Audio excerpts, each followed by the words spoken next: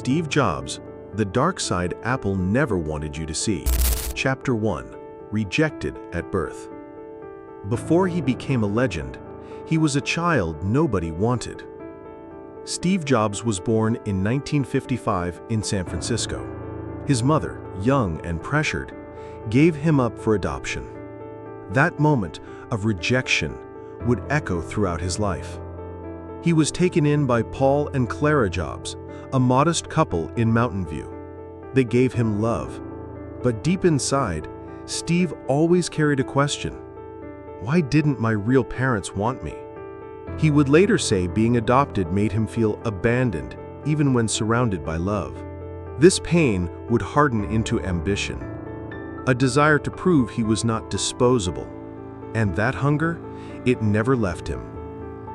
The Silent Empire. As Apple grew, so did the myth of Steve Jobs.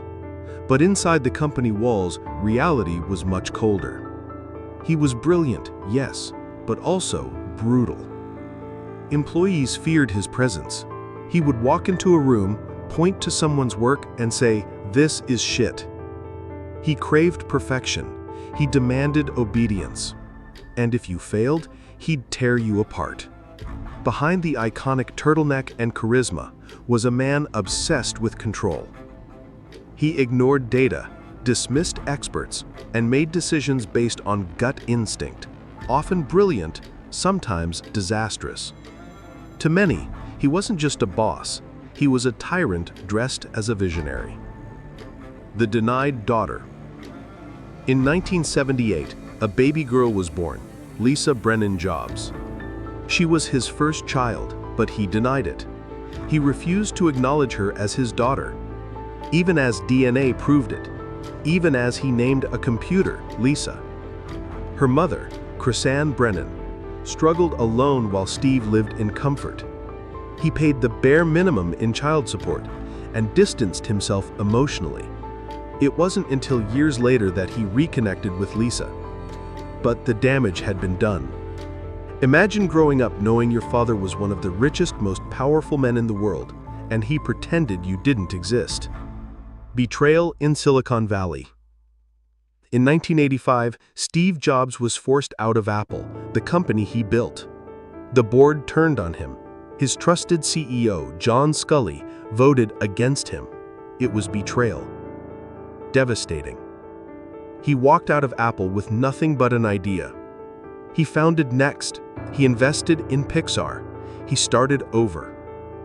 And against all odds, he came back. But he didn't forget. When he returned to Apple in 1997, he took control with cold precision. He slashed departments, fired entire teams. The old Jobs was gone. The new one was sharper, colder, deadlier. And Apple became an empire again. But at what cost? What do you think so far? Share your thoughts in the comments. Your voice matters. The Mortal Genius. In 2003, Steve Jobs was diagnosed with cancer. But he hid it. He delayed treatment, trusted alternative diets, refused surgery for 9 months. And by the time he acted, it was too late. He tried to stay strong, still led Apple, still changed the world. But his body was failing. He died in 2011, surrounded by family, but still complicated.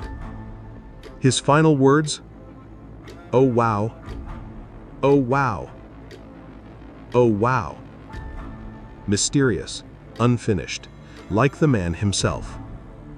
Steve Jobs wasn't just a genius. He was flawed, fierce, human. Now that you've seen the dark side of Steve Jobs, what part struck you the most? His rejection of Lisa? His cruelty at Apple? Or the way he met death in silence? Share your thoughts in the comments. Your voice matters. Subscribe for more untold stories about real lives that change the world. And now, watch our next video. you'll never look at greatness the same way again.